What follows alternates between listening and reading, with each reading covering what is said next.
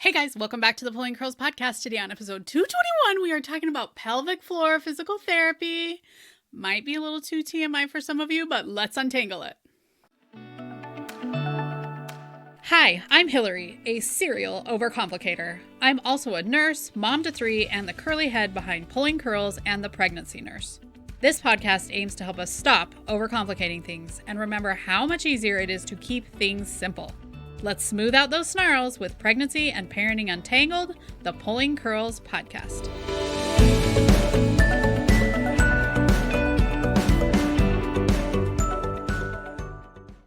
Today's episode is sponsored by Family Routines. If you are looking to make margins in your life to do things like pelvic floor physical therapy, come join Family Routines where I can help you get into a routine and make more margins in your life and help your family to help out more. Okay, so pregnant with last baby, intense tailbone pain. I had lightning crotch as well. Said it was going to be too TMI. So if this is too much, just stop. You can come join me on my next episode.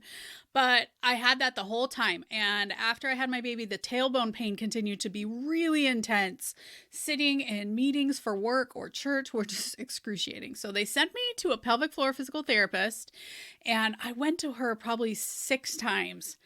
And it never was getting better. Like nothing was helping. And she was like, oh, it'll help next time. Also, big language barrier. She spoke English, but a real heavy accent. And in the area that we were talking about and the things she was doing, like I didn't understand what she was doing. And I was pretty good at speaking accent and the area of anatomy that she was working in. So the fact that I couldn't understand her, like it just wasn't working and I dreaded every trip.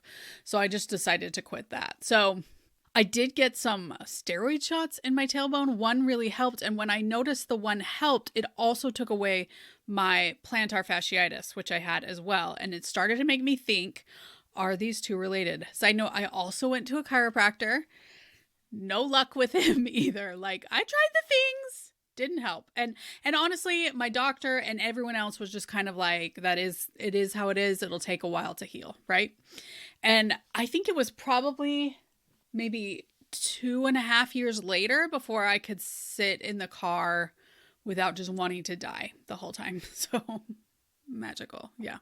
So I'd worked on my pelvic floor and my core and that seemed to help. But I did notice that I still had issues where when I decided I was going to pee, my body was like, great, let's do it. Let's do it right now.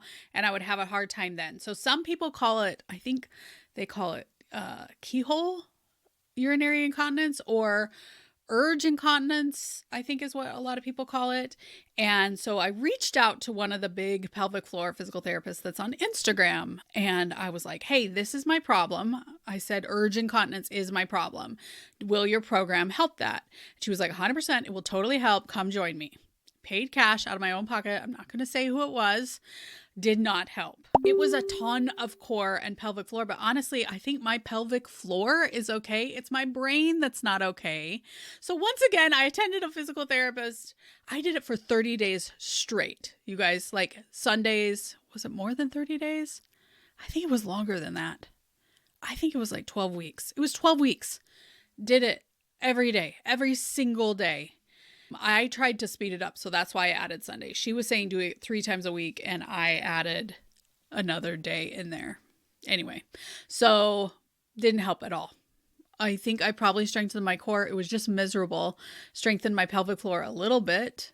She didn't talk at all about any other type of incontinence. They act like the only type is where if you do jump on the trampoline or jumping jacks, then you wet yourself. And maybe that's the more common kind, but it wasn't the kind that I had. And again, I just felt like everyone was ignoring me. And I tagged her a few times in it. Also, her course, like she doubled up on some videos and I was like, did you realize that that week and that week are the same? And she was like, oh, didn't notice. And I was kind of like, she's like, oh, they should be different. Anyway. That's a story for another day, but anyway, it just didn't work out.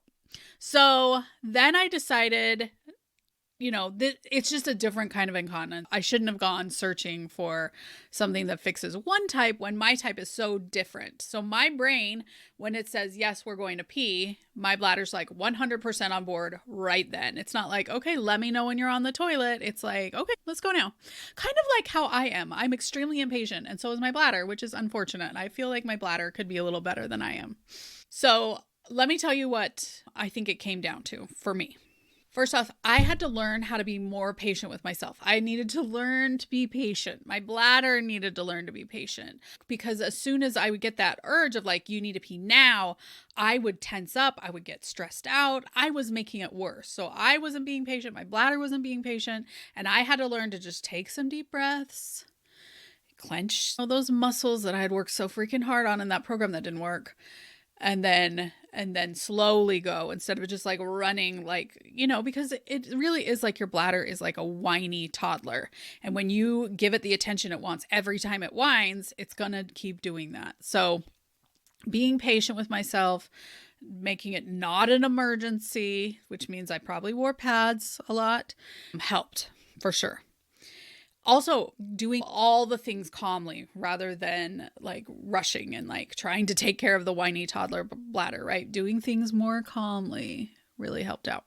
The other thing that really helped was I was in a very set routine. So I work from home. I was in a routine where I would like work for 40 minutes, then go pee. And so my bladder would see that I was like on minute 38 and be like, okay, we're going to pee soon. That's awesome. Let's go. Let's get going. Right? Impatient bladder. And so I started to mix up like how I peed. And when I got from the grocery store, I would try to like not pee right away. I would try to not pee right before I took my shower. So I was just trying to mix things up so that my body didn't have all these cues that it was time to pee. Because when I was like out and about, I wouldn't end up having issues because my body didn't have those cues, right? When I'm at Disneyland, I can hold my pee forever because there aren't set cues that are like, we have to go to the bathroom right now, if that makes sense. And then here's the last one, which is going to be a real shock coming from me because I'm the pregnancy nurse. I'm all about hydration, like all about hydration. You got to drink more. You got to drink more. But I drank less. Because I watched some videos that they were like, if you have this issue, it may just be that you're drinking too much. Now, my urine was like nice and clear, but I would just keep drinking tons of water because that's what they say you're supposed to do. So I started drinking less. Instead of a full glass right as soon as I woke up, I would drink half a glass. And I noticed that the problem lessened, which is a real shock, but still feeling very hydrated. I'm making sure to get it in frequently during the day rather than one giant glass and then waiting 2 hours. I'm having a half glass every hour or so, which actually evens out possibly even more water. So I think if you have this problem, you could just be making it worse by how much you're drinking water. And that isn't to say that you should dehydrate yourself, but I don't think you need to overhydrate yourself so that you end up having this issue even more. I did watch some videos on YouTube that were super, super helpful for urge incontinence. So if you're looking for stuff like that, there are some really helpful ones. The UK has a nice series about it. So the odd thing is, while I was doing the pelvic floor training with this big time Instagrammer, I started to notice that I had this hip pain that was getting worse. So I had kind of cured my plantar fasciitis through different things, hip mobility and stuff like that, but it felt like it had come to my hip, like it just traveled right up to my hip. And doing all the pelvic floor stuff with her somehow made it worse. Like the hip pain was like an 8 out of 10 a lot of the times if I would stand up from seated. Really, really painful. And so I was actually looking around. I found this person called the Workout Witch. She does somatic exercises. And I've actually found that by working on my hips, I did her program where you do hips and then jaw, neck, and then abs. I'm in the abs section right now, but the jaw neck portion really helped my hips. I don't have the pain at all anymore. And it is literally just from like pulling on your ears, working your neck and stuff like that. So it was the Workout Witch. I actually asked her to come on the podcast to talk to us about it. It's somatic exercise. I doubt that she's the only one that you should do. Her program was okay priced. Luckily, the other thing I liked about it is it was a one-time purchase. I think so often course creators want to do fairly high priced monthly payments. And that doesn't work for everybody. And I just needed a one-time program that I want to be able to do several times if I need it. So it was nice that it was a one-time purchase. But the somatic exercises have really helped my hips. Again, I have no idea why, but I've seen a lot of information lately about how your jaw relates to your pelvis. And I think, somehow in doing those things, it helped my hips to relax, which is absolutely insane. So a few lessons here, because I'm always like, go to physical therapy. But a lot of time physical therapy is just like a doctor. They don't listen to you or they don't have the knowledge. and they really aren't able to help you in your situation. I have done that now 3 times, all of them pretty darn unhelpful. So I just want to let you guys know that sometimes you have to look around and search, and it takes a little bit of time. It doesn't matter how committed I was to that pelvic floor workout, which I was. Like, I muscled through that baby. It didn't fix my problem. Even in my head, I thought the more I work at it, the better I'm going to be. Side note, see my podcast on letting go. That's a good one for this one as well. And then the second thing is, try some different things. I saw this lady who just talked about like releasing pain in your hips. And I was like, I have pain in my hips. I would like to release it. And it honestly seemed crazy, but I was like, you know what? Let's give it a whirl, because it sure seems different than what I'm trying with these other people. And it seems to have really helped. And also to be patient with yourself so you can have a patient bladder and a patient life. So those are my thoughts on pelvic floor physical therapy. Still a work in progress over here. Learning to be patient is always a work in progress, but I feel like I'm doing better. And it's a reminder that sometimes, no matter how hard you work on a problem, you can't entirely fix it. It just takes time. So if you guys have taken pelvic floor physical therapy, I'd love to see you over in my Instagram. We'll have a post about this, and I would love to know you guys' experience, or if you've tried anything else that has helped. Stay tuned. We are going to be talking about charting next week, about why your nurse or your doctor spends so much time charting, even more if they're in labor and delivery. And then the week after that, I am sharing my best Disneyland tips with my best Disneyland buddies. So stay tuned for both of those. Thanks for joining us on the Pulling Curls podcast today. If you liked today's episode, please consider reviewing, sharing, subscribing. It really helps our podcast grow. Thank you.